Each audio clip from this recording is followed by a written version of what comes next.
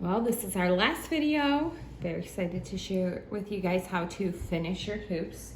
This is just a basic way of doing it, and there's more that can be done. You can always Google that. But the first thing you will need to do is, obviously there are still markings on your finished product that are visible.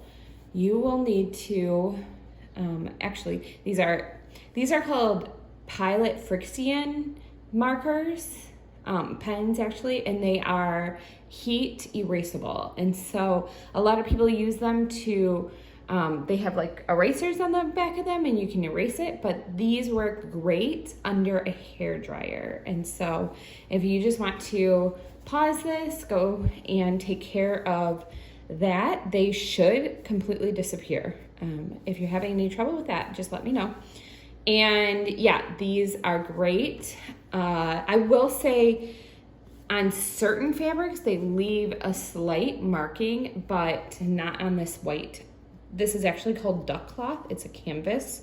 And I like this because it's a little bit thicker and doesn't show through on the other side. So once you are done with that, you can always, if you have a lot of, like I still have a lot of creases, you will want to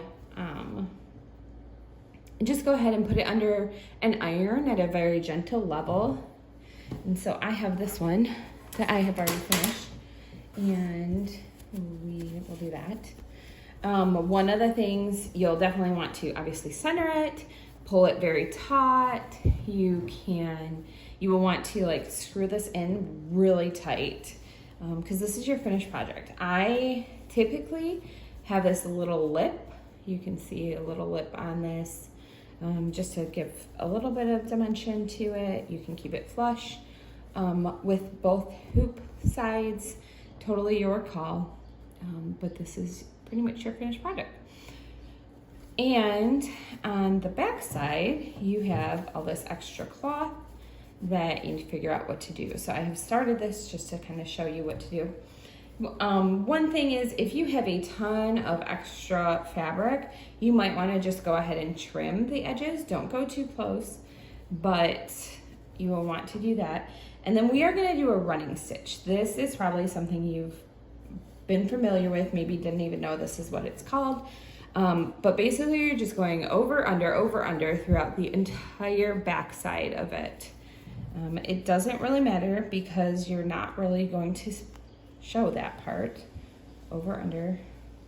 It doesn't really matter how wide the stitches are. Hopefully you can see what I'm doing here. It's not for any decorative purpose. Oops, I'm stuck on something.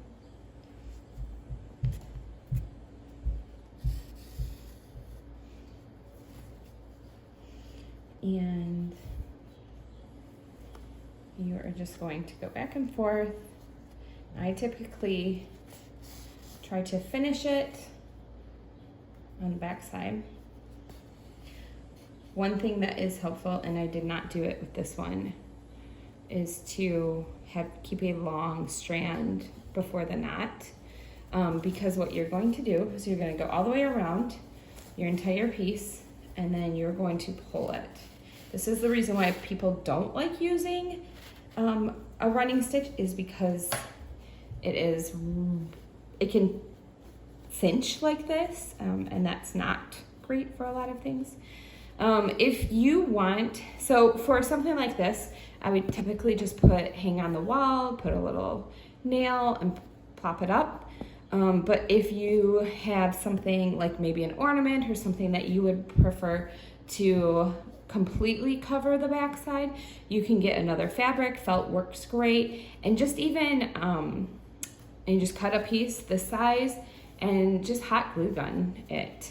You can put it underneath this side, and so that it's really close and flush with everything. Makes it look really nice. I would suggest doing that.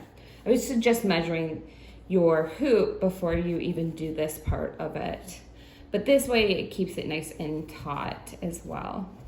So you'll just need to finish this knot, since I did not. I'm gonna go through and just kind of,